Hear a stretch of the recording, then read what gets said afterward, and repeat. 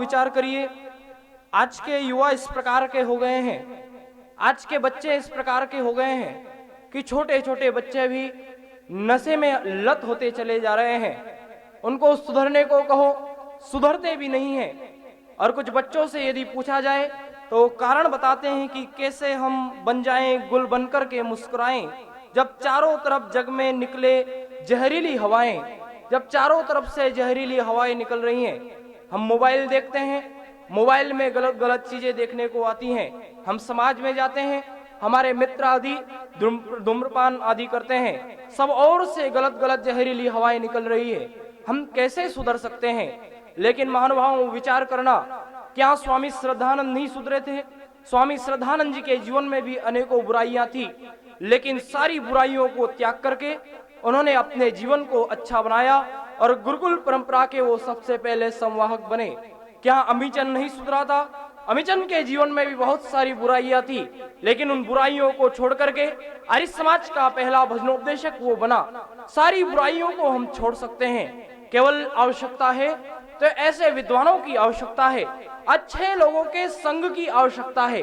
यदि कोई व्यक्ति, कोई युवा यदि बुराई में फंसता चला जा रहा है, उसको नशे आदि की लत लगती चली जा रही है, तो उसको ऐसे संतों के चरणों में आना होगा, ऐसे सज्जनों के संग में आना होगा जहां उसे अच्छी अच्छी चीजें प्राप्त हो, और जहां व्यक्ति नशे आदि से दूर होकर के अपने जीवन को शुद्ध और पवित्र बना लेता है, वो 100 तो क्या 250 वर्ष की भी उम्र प्राप्त कर सकता है।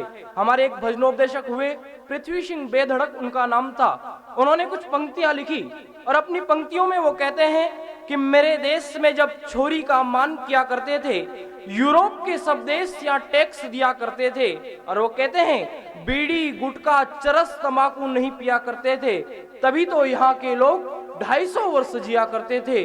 अगर आप अच्छी उम्र अपने जीवन में चाहते हैं तो इन बुराइयों को छोड़ करके, नशे आदि को छोड़ करके अच्छे जीवन की ओर प्रवृत्त होना, अच्छे जीवन को बनाने का प्रयास करना। आइए, छोटा सा ब्रह्मचारी नशे को लेकर के युवाओं में किस प्रकार नशा घुसता चला जा रहा है, उसको लेकर के अपने विचार आपके बीच में रखेगा हमारा ब्रह्मचारी प्रियांशु। मंच पर उपस्थित पूज्यपाद स्वामी जी महाराज, आचार्य वृंद, अतिथिगण, दूरस्थ दूरस्थानों से समागत आर्यजन, भद्र पुरुषों, मातृशक्ति और मेरे छोटे बड़े भ्राताओं, मैं आप सभी के समक्ष समाज में बढ़ते नशे के बारे में बताने जा रहा हूँ। कृपया ध्यान पूर्वक सुनकर मुझे अनुग्रहित करें। मैं आपको बता दूं कि आर्य समाज केवल कोई धार्मिक संस्था नहीं है, अपितु आर्य समाज एक नाम है आंदोलनकारी विचारधारा का, जिसने अपनी स्थापना से लेके अब तक हर सामाजिक कुरीतियों का जमकर विरोध किया। तत्कालीन परिस्थितियों में देश को स्वतंत्रता के लिए प्रेरित करना, सती प्रथा रोकना, विधवा विवाह कराना, दलितों का उद्धार करना, जन सामान्य तक वेद ज्ञान पहुंचाना, आडंबर अंधविश्वास को रोकना और सत्य सनातन वैदिक धर्म के वास्तविक स्वरूप को जन जन तक पहुंचाना इस समाज का मुख्य उद्देश्य है। समय बदला, समय के साथ बदली समाज की परिस्थितियां, बदली समस्याएं, अगर कुछ नहीं बदला तो वह है इस आर्य समाज के समाज को सुधारने, संवारने और सत्य धर्म में खुद को समर्पित कर देने का जज्बा। आज यह देश, यह समाज विविध समस्याओं से जूझ रहा है, जिसमें कि बिखरती पारिवारिक सामाजिक रिश्ते, युवाओं में बढ़ती नशे की प्रवृत्ति, समाज में बढ़ते आडंबर, अंधविश्वास, केमिकल के प्रयोग से बिखरते जल जमीन और जीवन की विकट समस्याएं शामिल है। आज ऋषि देव दयानंद की 200वीं जयंती, आर्य समाज की स्थापना के 150 वर्ष हमारे सामने है, तो इन पे विचार करने की आवश्यकता है। वर्तमान समाज में हो रहे आपसी झगड़े, बलात्कार जैसे घिनौने अत्याचार और इन सब की जड़ समाज में फैले नशे की लत पर विचार करने का है। मैं विचार कर रहा हूँ कि कितनी कम से कम उम्र की युवाओं तक नशा आसानी से पहुँचाया जा रहा है और इसके पीछे वजह क्या है। वह वजह मैं आपको बताता हूँ कि किसी भी समाज को प्रभावित करने के लिए 3 सबसे महत्वपूर्ण कारक होते हैं।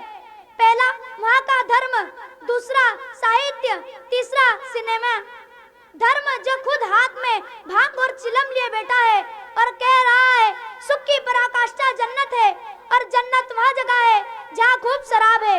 मतलब इन तथाकथित धर्मों के अनुसार सुख केवल धर्म में है, शराब में है।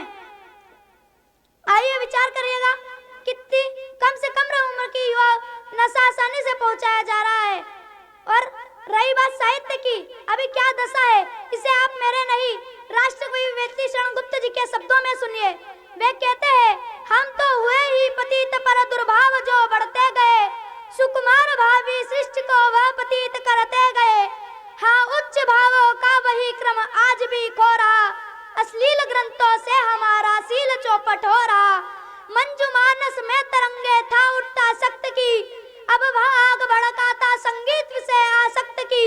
हमने बने को भी बिगाड़ा, याद रखना है इसे, लौरम में रस में विष मिलाना और कहते हैं किसे।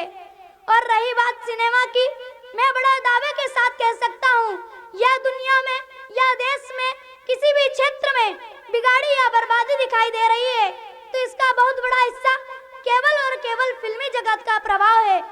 हीरो या नायक का मतलब होता है ले जाने वाला, किंतु यहाँ सरेआम सिगरेट, शराब या तंबाकू के प्रचार से नशे की ओर, परिवार से विरोध की ओर, लड़ाई झगड़े की ओर या चरित्र हनन की ओर।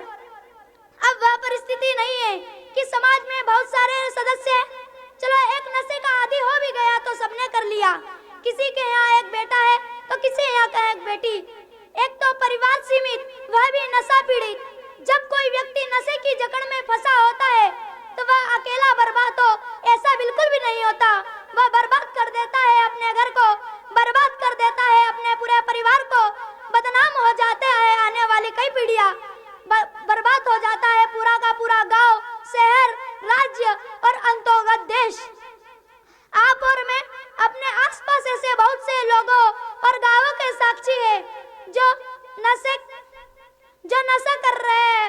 और नशे की वजह से वे कहते हैं, ना कि खाली बोतलें लेने वालों ने तो बंगले बना लिए, किंतु बोतलें खाली करने वालों की तो जमीनें तक बिक गई। ऐसा बिल्कुल भी नहीं है। जब कोई व्यक्ति नशे की जकड़ में फंसा होता है वह समाज में नहीं जाता, समाज पे कोई प्रभाव नहीं डालता। चलो मान लिया किसी बड़े पद पे नहीं है, पर विवाह के लिए कौन सा वैदिक कालीन क्राइटेरिया बचा है। वे माता पिता बनेंगे ना तो वे कहा जाएगी वेद ऋचा जो कह रही है, मनुर्भवा तुम मनुष्य बनो, जनया दिव्यम जन्म, दिव्य संतानों को जन्म दो। कैसे? आपको हैरानी होगी यह जानकर कि देश में नशे करने वालों की संख्या 30 करोड़ पार चुकी है। और इससे अधिक हैरानी यह जानकर होगी कि 20 लाख से अधिक नाबालिग गांजे की लत में पड़े हैं। यह है हमारी दिव्य संतानें। और नशे से मैं किसी व्यक्ति के जीवन को खत्म होने की बात कर रहा हूँ तो मेरा अभिप्राय सिर्फ उन लोगों से नहीं है जो नशे की वजह से लीवर खराब हो गया, जीवन खत्म हो गया, सिगरेट की वजह से फेफड़े खराब हो गए, कैंसर हुआ या जीवन खत्म हो गया। मेरा अभिप्राय उन सभी लोगों से है जो नशे की वजह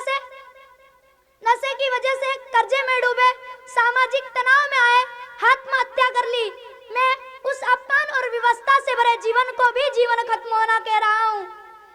जिस नशे के हाल में आगे रास्ता ना देखा, एक्सीडेंट हो गया, जीवन चला गया या शेष जीवन अपंगता में बीता, मैं उस अपंग जीवन को भी जीवन खत्म होना कह रहा हूँ।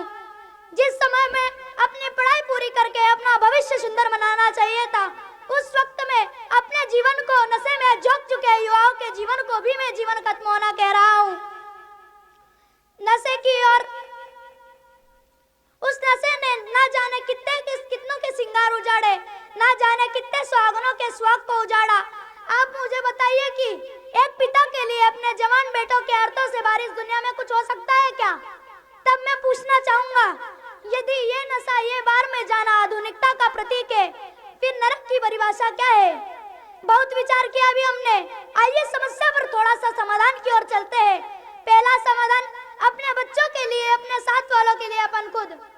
जब कोई युवा, कोई बच्चा अकेलेपन का शिकार होता है, सामाजिक तनाव में आता है, नशे की ओर अपना पहला कदम बढ़ाता है, हमें उन्हें संभालना चाहिए। वह युवा दोषी नहीं है, शिकार बने हैं इस नशे के। वैसे भी नशा पहली बार खुद की मर्जी या खुद के पैसे से नहीं करता। आप सभी जानते होंगे इस बात को, और पता नहीं वह आगे किसका टारगेट बनेगा। हमें उन्हें संभालना चाहिए। यदि तब मैं प्रश्न रख रहा हूँ, यदि आपके पास वह समय, वो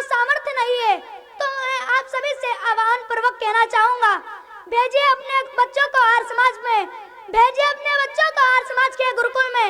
लेकिन बिगड़ने और बर्बाद होने से पहले तब यह गुरुकुल गारंटी लेता है आगे जाके बच्चा आपका विचलित नहीं होगा।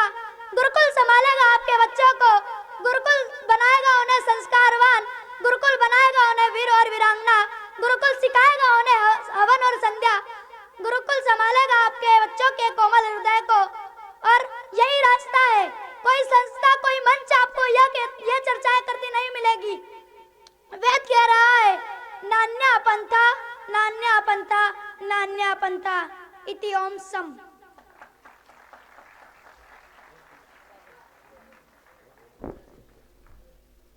देखिए कितनी उत्तम चर्चा आपके बीच में करके गया।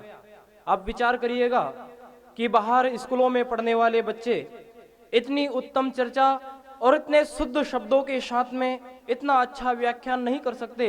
ये केवल देन है तो केवल और केवल गुरुकुल की देन है।